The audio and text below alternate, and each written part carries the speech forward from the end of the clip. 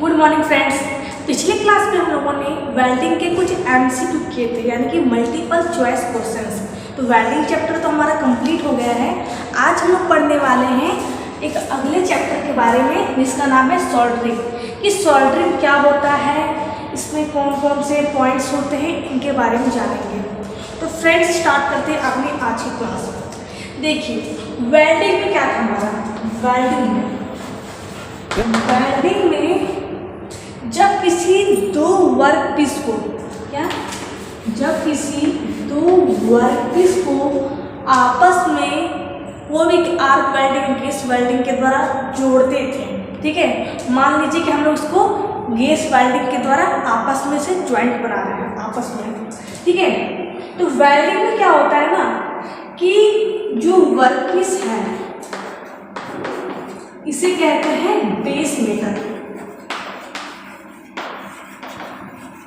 Workpiece को बोला जाता है बेस मेटल, ठीक है। जब भी हम लोग वेल्डिंग करते हैं तो वेल्डिंग में क्या होता है, हमारा बेस मेटल यानी कि ये जो वर्कपीस है वो भी हमारा फ्यूज होता है, पिघलता है। और साथ ही साथ जो मान लो कि हम कोई इलेक्ट्रोड का इस्तेमाल कर रहे हैं, ठीक है, आर्क वेल्डिंग में इलेक्ट्रोड का इस्तेमाल करके जब हम किसी दो वर्कपीस को जोड़ते हैं तो क्या होता है, वर्कपीस जो होता है यानी जो बेस मेटल होता है ये भी हमारा पिघलता है। और साथ ही साथ क्या होता है, इलेक्ट्रोड भी हमारा पिघलता है। यानी वेल्डिंग में क्या है, ये भी हमारा फ्यूज होगा, पिघलेगा, और ये भी हमारा पिघलेगा। दोनों हमारे क्या होंगे, पिघलेंगे, फ्यूज होगा, और ये दोनों पिघल गए आपस में, इन दोनों में ज्वाइंट बन गया। और जब ये हम ठंडे हो जाएंगे यानी कि कोल्ड हो जाएंगे तब क्या होगा, इसमें सॉलिड, ये हमारा सॉलिड हो जाएगा। जो अभी लिक्विड में है वो हमारा सॉलिड हो जाएगा और दो वर्कपीस आपस में जुड़ जाएंगे। ये काम क्या था, वेल्डिंग में था। लेकिन सोल्डरिंग में क्या होता है, ठीक है, सोल्डरिंग में क्या होता है, मैंने आपको कहा था कि जो सोल्डरिंग होता है वेल्डिंग का एक स्पेशल केस होता है। क्या होता है, एक स्पेशल केस होता है। इसमें मान लीजिए कि आपको दो वर्कपीस को जोड़ना है, ठीक है, दो वर्कपीस को जोड़ना है। यानी कि इसमें जो ये बेस मेटल है, जो बेस मेटल है ये हमारा नहीं पिघलता है, ठीक है। ध्यान से सुनिएगा, सोल्डरिंग में क्या होता है, जब कोई दो वर्कपीस को ज्वाइंट बनाना होता है तो दो वर्कपीस में जो बेस मेटल, वर्कपीस को बोलते हैं बेस मेटल बोलते हैं, तो बेस मेटल क्या होता है, हमारा पिघलता नहीं है, ठीक है, ये हमारा नहीं पिघलता है। इसमें एक हम लोग मटेरियल का इस्तेमाल करते हैं जिसे कहते हैं सोल्डर, ठीक है। बताऊंगी सोल्डर क्या है।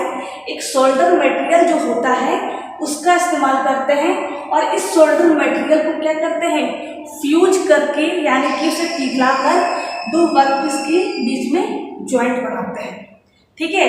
तो यही वेल्डिंग में और सोल्डरिंग में डिफरेंट है। वेल्डिंग में क्या होता है, हमें हाई टेम्परेचर, जिसकी हाई टेम्परेचर की आवश्यकता होती है। ये क्या है, टेम्परेचर का शॉर्ट फॉर्म है, ठीक है। टेम्परेचर यानी कि तापमान, ठीक है। लेकिन सोल्डरिंग में क्या होता है, इसमें क्या है, हाई टेम्परेचर की आवश्यकता होती है। लेकिन इसमें क्या है, हम लोग लो नहीं बोलेंगे, हम लोग क्या इसके कंपेयर, ठीक है। लो बोलना सही नहीं होगा, लो टेम्परेचर यानी कि कम तापमान, ये बोलना सही नहीं होगा। हम ये बोल सकते हैं कि इसके कंपेयर में, इसकी तुलना में हम लोग क्या करते हैं, टेम्परेचर का कम इस्तेमाल करते हैं सोल्डरिंग करते वक्त। इसमें क्या करते हैं, टेम्परेचर का कम इस्तेमाल करते हैं। ये क्या है, कम का साइन है, और ये हमारा ज़्यादा का साइन है, ठीक है। तो यही डिफरेंट होता है। वेल्डिंग में क्या है, बेस मेटल भी पिघलता है और इलेक्ट्रोड भी पिघलता है, दोनों पिघलता है और आपस में ज्वाइंट बनाता है, और हमें हाई टेम्परेचर की जरूरत पड़ती है। लेकिन सोल्डरिंग में क्या होता है, बेस मेटल नहीं पिघलता है, हम लोग जो सोल्डर मटेरियल का इस्तेमाल करते हैं वही हमारा पिघलता है और इसके बीच में ज्वाइंट बनाता है। और इसमें जो टेम्परेचर हम लोग लेते हैं यानी तापमान, जाहिर सी बात है सोल्डर जो मटेरियल है ना, मटेरियल वो तो सॉलिड में है ना। आखिर हम लोग कोई मटेरियल होता है तो सॉलिड में होता है, तो उसे फ्यूज करने के लिए सोल्डर मटेरियल को पिघलाने के लिए हमें टेम्परेचर की ज़रूरत पड़ेगी, टेम्परेचर यानी कि तापमान की आवश्यकता होगी। तो हम लोग जो तापमान इस्तेमाल करते हैं सोल्डरिंग में, क्या करते हैं, कम तापमान का इस्तेमाल करते हैं। ठीक है फ्रेंड्स, तो ये क्या है, सोल्डरिंग में। एक एग्जाम्पल देख लीजिए। मान लीजिए कि हमें कोई दो वर्कपीस को जोड़ना है, ठीक है, तो होता है ना फेविकोल होता है, क्या होता है, फेविकोल होता है। फेविकोल क्या होता है, लिक्विड कंडीशन में होता है, थोड़ा जेल टाइप में होता है। तो लोग फेविकोल इसमें डालते हैं और दो वर्कपीस में ज्वाइंट बना लेते हैं। उसी तरह सोल्डर भी ये हमारा इसी तरह का काम करता है। इसे भी क्या करते हैं, सोल्डर को मेल्ट करते हैं, पिघलाते हैं और इसके बीच में डाल देते हैं और ये आपस में ज्वाइंट बना लेते हैं। ठीक है, तो यही होता है सोल्डरिंग। क्या होता है मैंने आपको बता दिया। बात करते हैं सोल्डर की। सोल्डर क्या होता है, ये जो सोल्डर है ना, ये क्या है,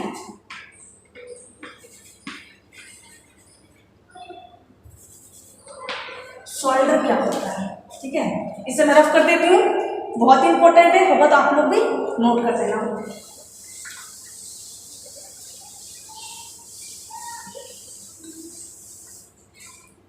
देखिए, बात करते हैं सोल्डर की, तो मैंने क्या बोला, सोल्डर होता है एक मटेरियल होता है। क्या होता है, एक मटेरियल होता है।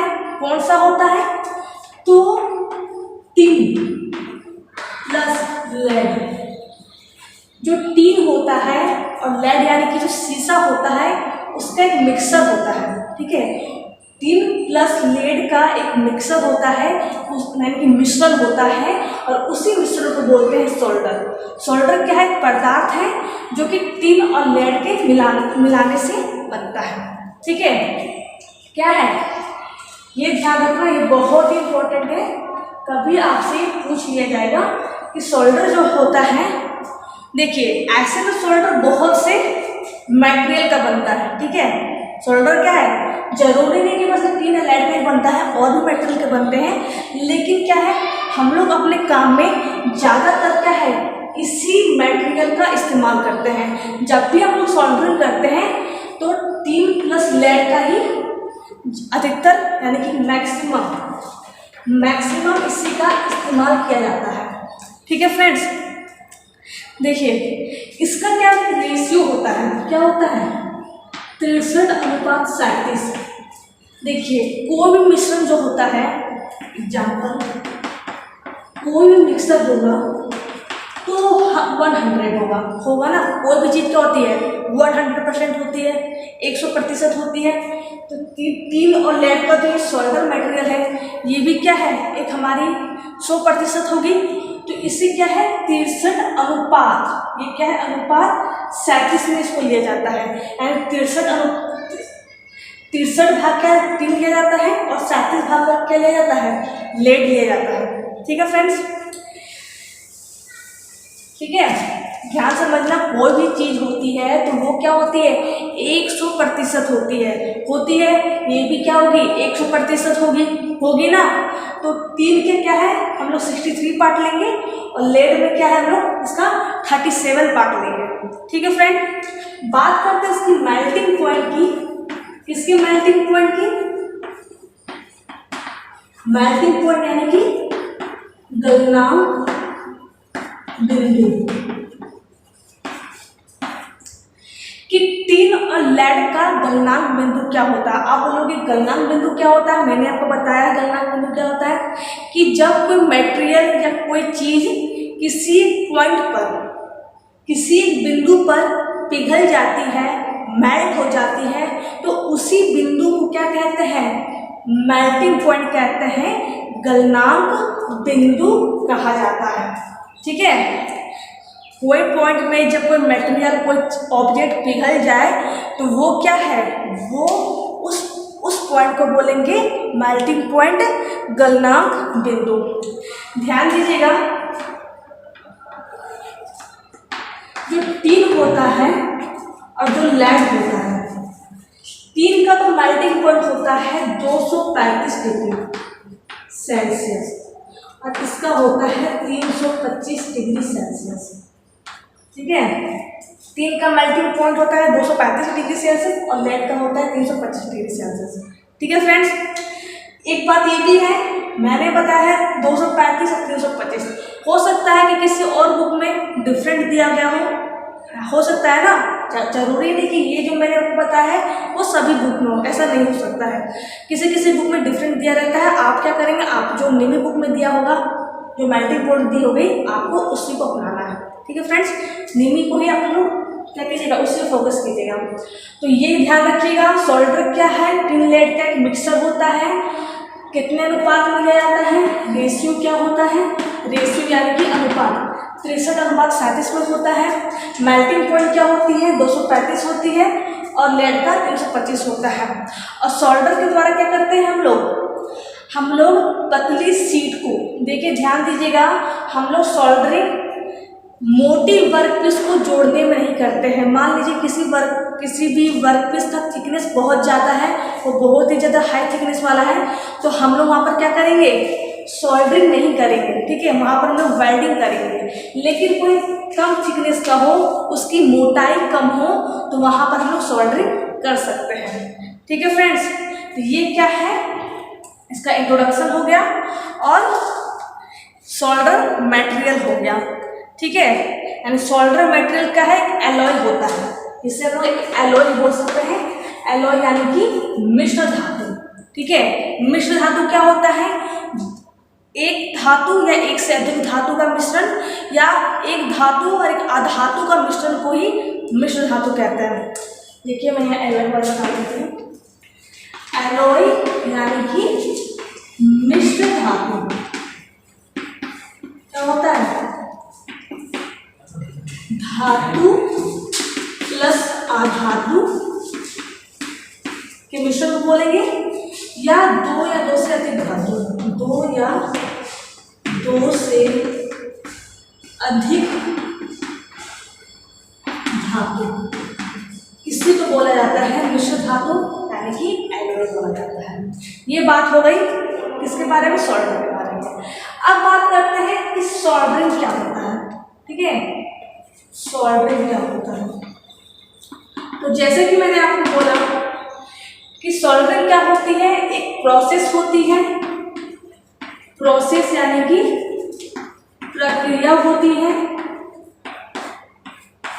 सोल्डरिंग क्या होती है, प्रोसेस होती है, प्रक्रिया होती है, जिसके द्वारा हम किसी दो या दो से अधिक वर्कपीस को आपस में जोड़ सकते हैं। लेकिन ध्यान देना, वैसे वर्कपीस को जोड़ सकते हैं जिसकी थिकनेस क्या हो, कम हो,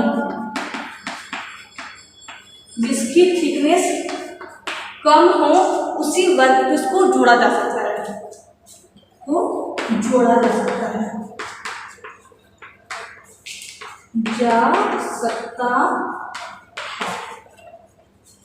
ठीक है। हम लोग क्या करते हैं, सोल्डरिंग के द्वारा दो से अधिक वर्कपीस को आपस में जोड़ते हैं, लेकिन जिसकी मोटाई क्या होती है, कम होती है, जिसकी थिकनेस क्या होती है, कम होती है, इसे ही सोल्डरिंग कहा जाता है। ठीक है, लेकिन ये ध्यान रखना, मान लीजिए दो वर्कपीस है, ठीक है, किसे मान लीजिए यही दो वर्कपीस है। ठीक है, ये दो वर्कपीस है, इसे हमें जोड़ना है सोल्डरिंग के द्वारा। हम लोगों ने क्या किया है, सोल्डरिंग के द्वारा आपस में जोड़ दिया। लेकिन क्या होता है, अगर इसमें लोड पड़ जाए, ठीक है, इसमें किसी चीज़ का भार पड़ जाए, या इसमें किसी चीज़ का शॉक होता है ना, वाइब्रेशन हो, शॉक हो, तो उस समय क्या होती है, ये सोल्डरिंग हमारी खराब हो सकती है। इसमें सोल्डरिंग के द्वारा जो ज्वाइंट बनाया गया है, ठीक है, सोल्डरिंग के द्वारा इसमें जो ज्वाइंट बनाया गया है, तो ज्वाइंट खराब हो सकती है, वीक हो सकती है, टूट सकती है। वो ज्वाइंट कैसे टूट सकती है, तो अगर इसमें कोई वाइब्रेशन यानी कि कंपन हो, या फिर इस पर भार पड़ जाए, कोई लोड पड़ जाए, तो ये हमारी ज्वाइंट क्या है, टूट सकती है। ठीक है, तो याद रखना, ज़्यादा वाइब्रेशन वाले वर्कपीस में या ज़्यादा लोड वाले वर्कपीस में हम लोग सोल्डरिंग नहीं करते हैं। नॉर्मली पीतल, एल्युमिनियम जो होता है ना, इन सब में क्या है, हम लोग सोल्डरिंग करते हैं। ठीक है, जहाँ पर क्या हो, ज़्यादा लोड ना पड़े, ज़्यादा वाइब्रेशन यानी कि कंपन ना हो, और ज़्यादा यहाँ पर होता है शॉक ना पड़े, तो इसे ही सोल्डरिंग कहते हैं। एक पॉइंट याद रखना सोल्डरिंग में, 1 मिनट।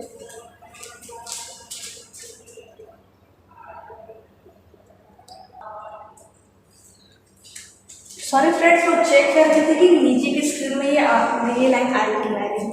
एक बात याद रखना, सोल्डरिंग जो होता है कच्चा जोड़ होता है। क्या होता है? कच्चा जोड़ होता है जो कि कंपन और वाइब्रेशन की वजह से टूट सकता है। कंपन या फिर भार यानी कि लोड, या भार यानी कि लोड की वजह से टूट सकता है, वजह से टूट सकता है। ठीक है, कंपन और भार की वजह से टूट सकता है। कौन टूट सकता है? सोल्डरिंग द्वारा बनाए गए जॉइंट टूट सकता है। एक पॉइंट याद रखना इसमें, कहाँ मैं बताऊँ? यहाँ बताती हूँ। ठीक है, इसे आपने नोट कर लिया हो तो मैं वहां से रफ कर रही हूँ। देखिए, जब भी हम लोग किसी दो वर्क को सोल्डर की मदद से, सोल्डर क्या है? माध्यम है। ध्यान से समझना, सोल्डरिंग में अंतर है। सोल्डर जो है क्या है? मीडियम है। ये क्या है? मीडियम है, यानी कि एक माध्यम है।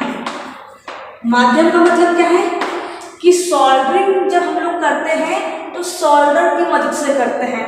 सोल्डर एक माध्यम है, मीडियम है, यानी कि एक मटेरियल है। और सोल्डरिंग का एक प्रोसेस, एक प्रक्रिया है, यानी कि ये ज्वाइंट की प्रक्रिया है, ज्वाइनिंग प्रोसेस है।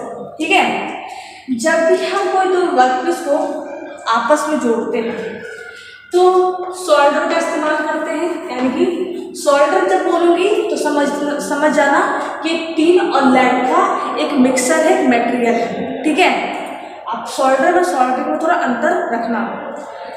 सोल्डर के द्वारा जब हम लोग दो वर्कपीस को जोड़ेंगे तो सोल्डर, जैसे कि मैंने बोला कि सोल्डर को फ्यूज करने के लिए, पिघलाने के लिए हमें क्या चाहिए? टेम्परेचर चाहिए। क्या चाहिए? टेम्परेचर चाहिए, यानी कि तापमान चाहिए। जब हम तापमान लेंगे सोल्डर को फ्यूज करने के लिए तो कितना लेंगे? 427 डिग्री सेल्सियस से कम लेंगे। ध्यान से समझो, 427 डिग्री सेल्सियस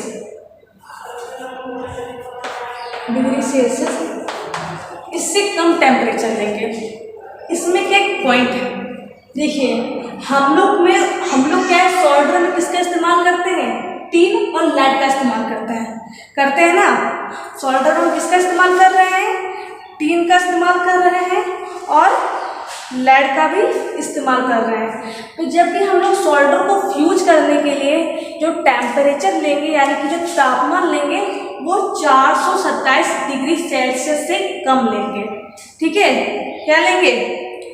427 डिग्री सेल्सियस से कम लेंगे, क्योंकि जो टीन होता है ना, क्या होता है? जो टीन होता है, एक होता है वेपोराइजेशन टेम्परेचर। वेपोराइजेशन टेम्परेचर का मतलब क्या है?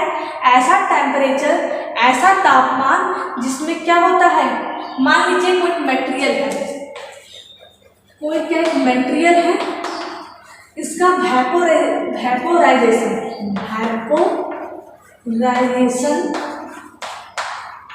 टेम्परेचर मान लीजिए 300 डिग्री सेल्सियस है। कोई भी मटेरियल मान लीजिए जिसका वेपोराइजेशन टेम्परेचर यानी कि वाष्प तापमान 300 डिग्री सेल्सियस है, तो क्या होगा ना कि ये मटेरियल क्या होगा? जब इस मटेरियल में हम लोग 300 डिग्री सेल्सियस टेम्परेचर देंगे तो ये मटेरियल क्या हो जाएगी? वाष्प बनके, यानी कि भाप बनके उड़ जाएगी। ठीक है, समझना बात को। इस मटेरियल का 300 डिग्री सेल्सियस टेम्परेचर है। जब भी इसमें हम लोग क्या करेंगे? 300 डिग्री सेल्सियस टेम्परेचर देंगे ना इस मटेरियल पर, तो ये क्या होगा? भाप बन के उड़ जाएगा, यानी कि ये हमारा बचेगा ही नहीं। ठीक है, तो इस पॉइंट पर ध्यान रखना। तो उसी तरह क्या होता है,